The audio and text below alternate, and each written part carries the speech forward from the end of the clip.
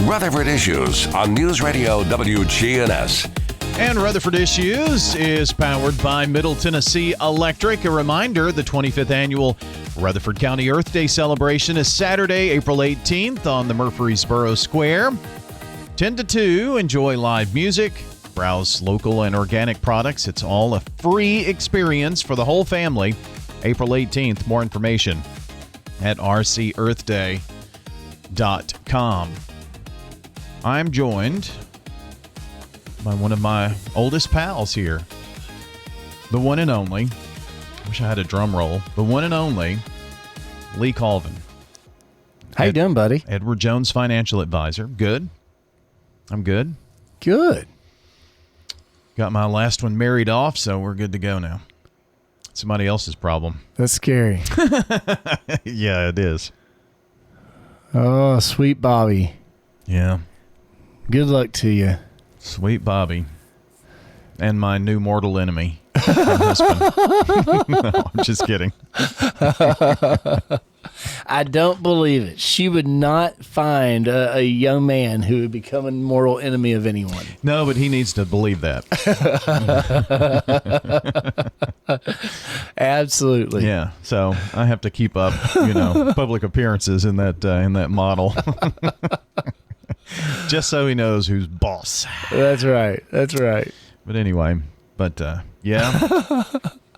And having adult kids is fun. You know, 20s can be shaky with them, but it's a fun time. So they're scary, aren't they? Yeah, it is. It is. It's like, are you really ready for this? Yeah. Yeah, I'm ready for this. No, you're not. Exactly. But anyway, guess you've seen plenty of golf lately. I haven't seen any golf lately since he's in training for a government job. Oh, that's right. Yeah, that's scary. You went to visit, though, I think, right? Have you been to visit? I did. Okay. Yeah, I went to visit. He graduated from part of the training. Good. And it's kind of a two-step training process. So he graduated from the first part, and then he's kind of shadowing his department right now. And then he'll finish his training from like June to October, and then he'll be out on his own after that. So it's a little scary seeing these kids grow up, but it's fun watching them grow up, right? Yeah. They're almost acting like adults. Almost. Wow. Well, I know financial focus is always part of what we like to talk about here, and it's always great information for the young and old alike. And we're going to talk about one of those things that I've tried to preach to my kids. I know you did with Devin, and that is debt. And we're going to talk about taking charge of that debt. And sometimes it's one small step for man and one giant leap for debt reduction. How do you like that? And Brian, the thing about that is we just say, look, take charge of your debt. Yep. And do it one step at a time, right? Don't try to get overwhelmed. It can be a lot, but just take your time. And if you're dealing with debt, if you're somebody who maybe it crept up on you, you're far from alone. More than 80% of U.S. households currently carry some form of debt. And this report was issued by the Federal Reserve in 2025. So 80% of households have debt. Since 2019, the total household debt for Americans has increased more than 31% to $18.5 trillion. Wow. So that's crazy. Debt is one of those things that, we talk about young adults, they go through school, college. My son bought a home.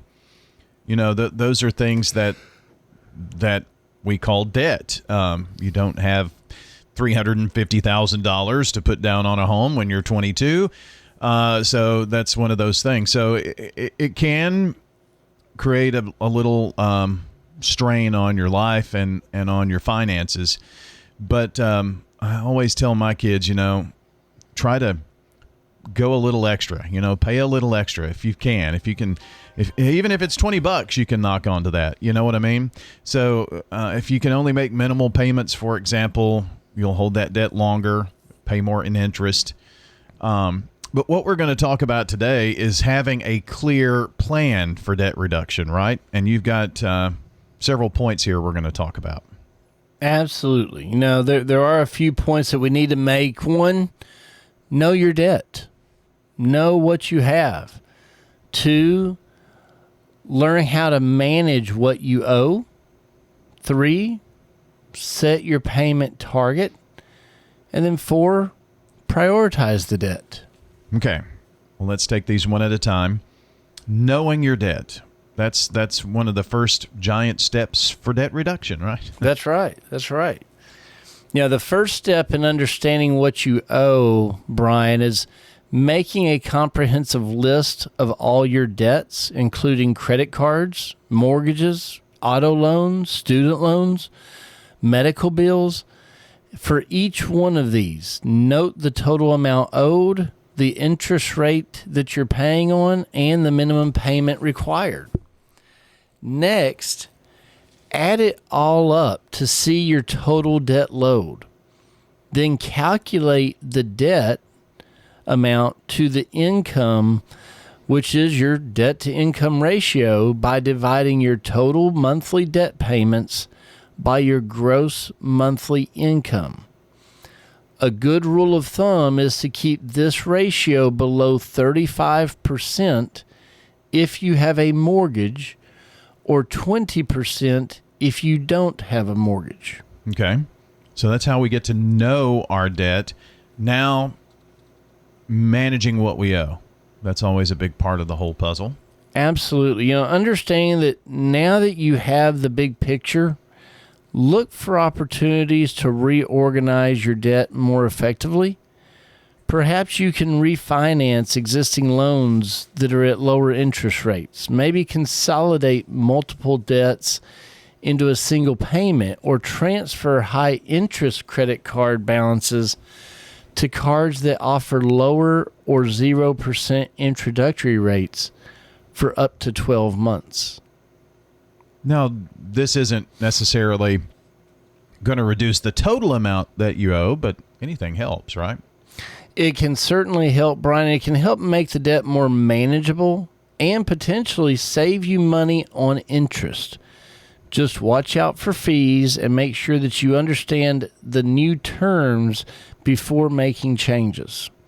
Talking with Edward Jones financial advisor Lee Colvin as we take charge of our debt one step at a time. We're talking about some of those steps to take, and setting your payment target is the next that we want to look at here.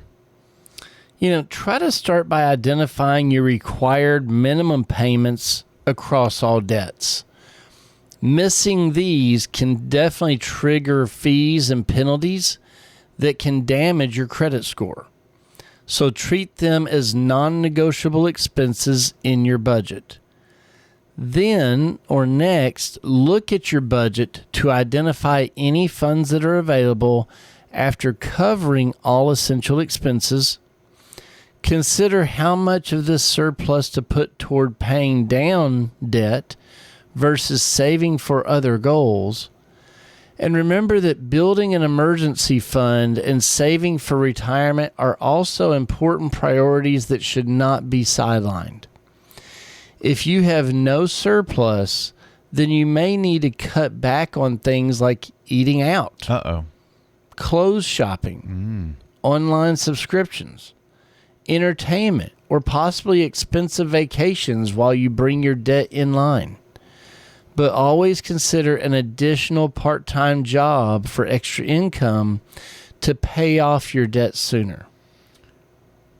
I'm going to make that, I'm going to clip that right there, what you just said, just to make sure that I send it to two people I know. And it's a good thing to remember. I mean, eating out, shopping, all of those things.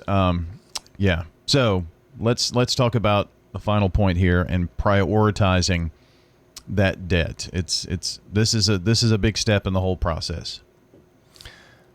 Finally, Brian, please decide which debts to tackle first with any extra payment. So again, we just talked about looking at the minimum, setting up a payment for the minimum so you're not late, no penalties, no issues. Now let's take any extra income and try to tackle down with extra payments. One approach is to focus on paying off the debt with the highest interest rate first, which minimizes the total interest that you'll pay over time. Alternately, you can target the smallest balance first, which can help you build momentum and motivation moving forward to paying down all the debt over time. Key takeaway here is this isn't going to happen overnight. That's why we said taking charge of your debt one step at a time. Sometimes those steps may feel small, but you've given us some ideas on maybe tackle the smallest first to build up momentum. So some very clear things here that we can do to take control of debt. Just know it doesn't happen overnight, as we've talked about. But these are some ways here with a good, clear strategy that you can make some progress toward those financial goals that Lee brought about this morning. And Lee, as always, if anybody would like to talk to you about this process, investing, just their finances all together, I'm sure you'd love to have a conversation. Brian, we always want to help.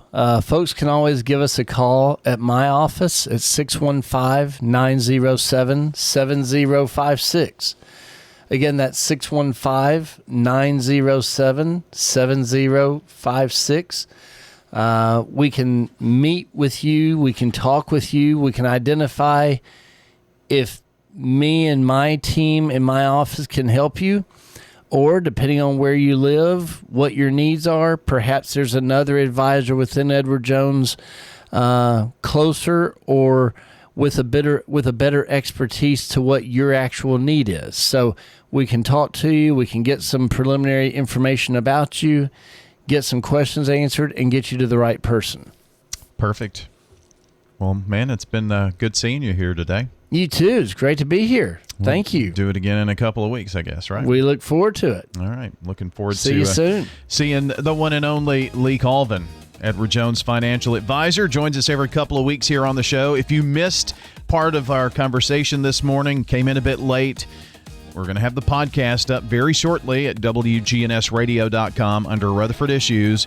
Just search for, it'll be the first podcast that'll be up here in about 10 minutes or less. All right. Thanks for joining us today. I'm Bryan Barrett. Until next time, take care out there.